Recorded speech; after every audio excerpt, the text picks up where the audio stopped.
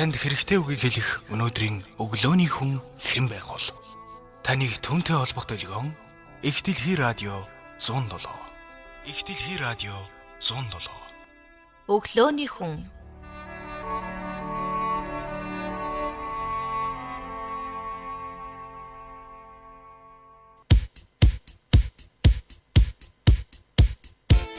Виктор Цой. Хуучин зөвлөлт Оросын цаг үед эд мандаж байсан амьд хөгжмийн кино амтлагийн дуучин гитарчин жүжигчин Виктор Робертович Цой нь Оросын рок хөгжмийн түүхэндх нэгэн амьд домог байсан төдийгүй өөр бусад орнуудад ч мөн тийм нэр хүндтэй уран бүтээлч үлээ. Амьдрал тэмцлийн оргил үе гэж болох 28 наснда автослоор харамсалтайгаар хорвоог орсон тэрээр нэгэн үгэнд үхлийн төлөө амьдрдаг бол хайрын төлөө хүлээдэг юм гэсэн байдаг ба. Түүний Когда твоя девушка больна дуунаас ил үзэл санаанд цугулцахын сацуу юутач манер чин сэтгэлээсээ харилсан хүнтэйгээ хамт байна гэдэг нь цаг үргэл жаргалтай байхын нэр биш юм гэдгийг маш тодорхой өгүүлсэн байдаг үлээ. Тиймээс энэ удаад найз өхнийтэй талаар ярилцах болгонд. Оросын чоним, Монголын цой гэх юм учраа. Бүтээлээс өмнө бүтээгчийн талаар товчхон ярихгүй өнгөрч болсонгүй. Тэгэхээр хоёр өөр орны хоёр өөр салбарын хичгэлээ. Энэ хоёр эрхэм их хөв тавилантай байсан гэхэд хэлсдэггүй. Учир юу вэ гэхээр цойч төр чойч төр хоёулаа хүмүүсийг нэгэн хэмэнд судгасан мэт ижилдэг шимд байлгахыг зоригч социалист нийгмийн үед сонирхлын дагуу содон амьдарч удаан жаргаагүй юм. Тэсгийн аргагүй баригдмал нөхцөл байдалд давчдахтаа хэлсэн үгс нь хүртэл агаар араншингаар их төстэй байхын нэг жишээ нь гэхтэл Виктор Цой би худал үгэн дургүй. Гэхдээ үннээс ч гэсэн залхдаг юм байна гэсэн байдаг бол Чойном нь тэнгүүдийн дунд цэцэн байх шиг түүнээс илүү зовлон гэж үгүй юм мэсэн байдаг үлээ. Хоёр өөр хүний хэлсэн хоёр тустай ил өгүүлбэр нь цаанаа нэг ижил зовлон буюу тухайн нийгэм цаг үеийнхээ байдлаас туйлдаа хүртэл залгсан шинж илэрхэн ил тааж. Тэгвэл мань хоёр домгийн авьяас сонирхолч мөн төстэй байж. Цой дуулж хөгжимдөн жүжиглэхээс гадна уран зураачаар сурж мужаан сэлбрээр мэрэгсдний дээр шаггүй сайн шүлэг өгүүлэг зохиодог байсан нь өөрийнх нь өвдсөн шургоолжны үр дайн хөхөө гэд олон 10 дууных нь үгнээс тодорхой харагдана байлгүй. Түүний эцсэн шүлэг дуу нь гол төлөв хүн байна гэдэг чухам юуг хэлэхийгээд тухайн цаг үеийнхээ хаагдмал харлаган байдлыг илчилсэн өнгө аястай байхагаад энэ өнцг нь андман гэж итгэсэн хүн зохиосон дөрв мөртийг нь хуулж аваад хурган дарга нарт гардуусны улмаас улс төрд тэрсэлсэн хэмээн гяндан төрөгдөж дууссан Чойномтой маань тун ойролцоо сэтгэлгээтэй нэгэн байж дэ гэх бодол төрүүлнэ.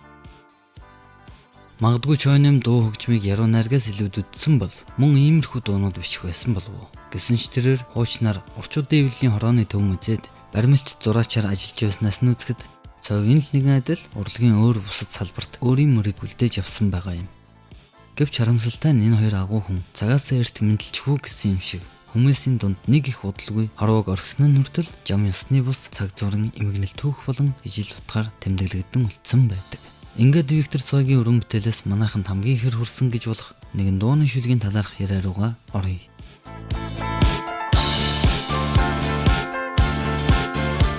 Найз өхөн чинь өвдвөл танд ямар байх вэ? Мэдээж хинт ч бай. Хэн нэгэн ойр дотны хүн нь өвдөнө гэдэг баярлах зүйл лав биш. Гэвч энэ нь зөвхөн өвчин орох асуудлын талаар өгүүлсэн дуу биш гэж би хувьдаа ойлгодог. Ердөөл нэг жишээн дээр хүн хайртай хүнээ баг гэлтгүй. Ямар нэг зовлон дунах үед яг тийм хэмжээний магадгүй өөрөөс нь илүү өвдөлтийг өөр дээрээ тусган авдаг болохыг харуулсан болов. Үүнээсээ цаашлаад хүн хүнийг хайрлана гэдэг нь түүний сайн сайхан дурлан шунахаас илүүтэйгээр сэтгэл санаа, байр байдал хэрхэн хувьсан өөрчлөгдөн яг тийм хувирч бүрхэж бас хамт манддаг байхын нэр юм гэсэн санааг энэ дуун дээрээс та ухаж ойлгож болох юм. Магадгүй зарим нэг нь энэ дууг анх сонсоод найз өхөн ханаа түрээд гэр хорионд эм ууга тавьтаж байгаа болохоор гол дүрийн залуу уйдсандаа дар савхар дэлгүүр явж байгаа юм байна гэсэн өнгөц ойлголттой явдаг байхыг үгүйсэхгүй. Тэгвэл тийм зүйл лав биш гэдэгт би итгэдэг. Бүтээгчийн мөн чанарыг бодсон ч тэр найз өхөн нь хаа нэгтээ өвчнөө идэхийн тулд зүгийн бал идэж толгоон өвдөл намдах юм ууга тавьтаж байхад итгэж үргэсэн залуу нь өөрийнх нь талаар ус харин өөрийгөө л бодож буй тухайн шүлэг энэ лав биш. Виктор Цойгийн бүтээл гол төлөв Эгэлборг амьдралын утга учиргүй дундаас маш олон зүйлийг шүүмжлэх хандлагатай байдаг ч цаана нь ямар нэг хурц гэрлийг нуусан мэт хүчтэй итгэл сэтгэлийг хүмүүст мэдрүүлж байдгаараа цэвэр үний юм. Үдшилэг тэр ганцаараа очно гэсэн үү? Үгүй дээ. Хэрв та анзаарсан бол дуундар гардаг залуу үдшилэгт ганцаараа очих болох нь гэж баярлсан юм гардаггүй. Харин ч зүлэг ногоо ургаад тэнгэр хичнээн цэлмэдж хэрэг алах гэсэн бодлыг тээсэр дуустдаг шүү дээ. Энэ нухтаан бол хэрв найз охин чинь хизээ нэг өдөр гинэт өвдвөл танд ийм л мэдрэмж төрөх болно гэсэн санаа юм. Нэг үгээр хэлэхэд жинхэнэ хайр яг шувуу шиг хоёр жигүүртэй агаад аль нэг нь гэмтэх аваас тэр нисч чадахгүй яг л энэ дуундар гардаг толгой гуйдаан алхах залуу шиг сэтгэл санааны байдал нь газарт буух юм л да. Харин тэр үдшилэг гээд байгаа нь шууд утгаараа үдшилэг байж болох ч арай өргөнөөр харвал тухайны найз охингүйгээр өнгөрөх тэр хэсэг хугацаа буюу амьдрал байж мэдэх юм шүү.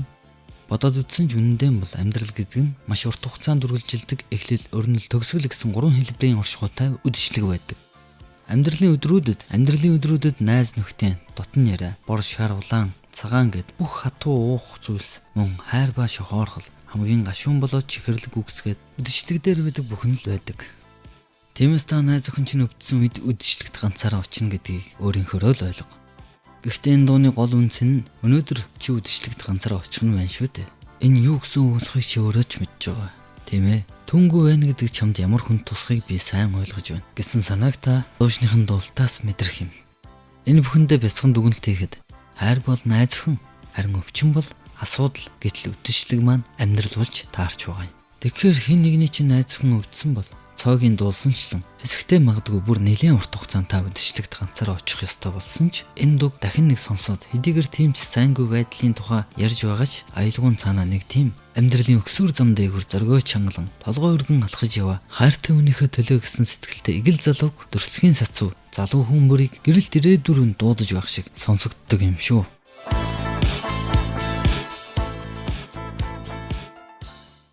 Чиний бүсгүй өвдсөн бол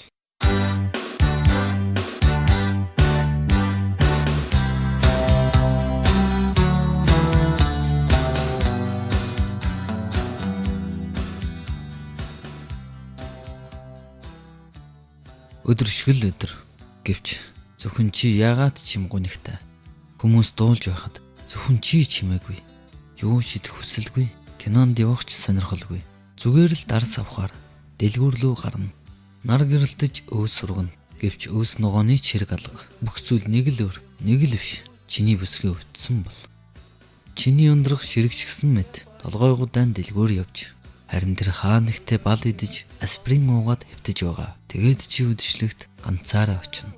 Нар гэрэлтэж өөс сургана гэвч өөс ногооны чирэг алга бүх зүйл нэг л өөр нэг л биш чиний бүсгүй өвдсөн бол чиний бүсгүй өвдсөн бол үдшилэгт ганцаараа чиний бүсгүй өвдсөн бол Солнце светит и растет трава, но тебе она не нужна. Все не так и все не то, когда твоя девушка больна.